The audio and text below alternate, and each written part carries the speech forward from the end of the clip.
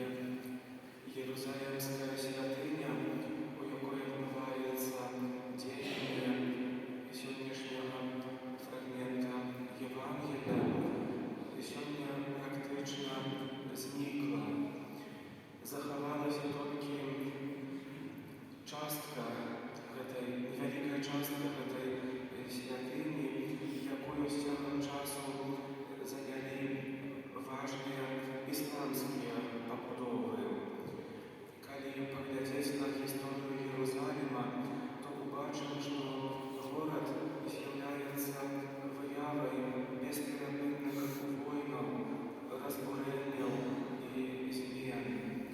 Горад, які з'яўляецца важным для трох вялікіх рэлігій, таксама з'яўляецца негатыўным прыкладам таго, што азначаюць вайна і яе наступствы.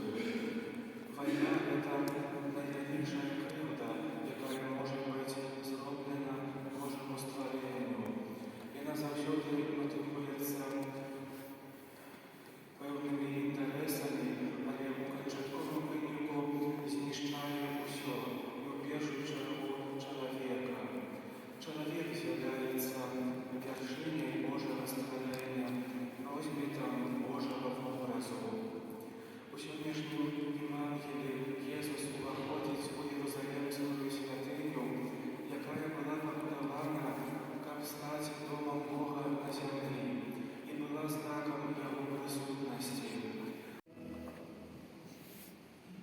Вось баранак Божы, вось той, хто бярэ на сябе грахі свету, благаславёныя, пакліканыя на вячэру Ягоную.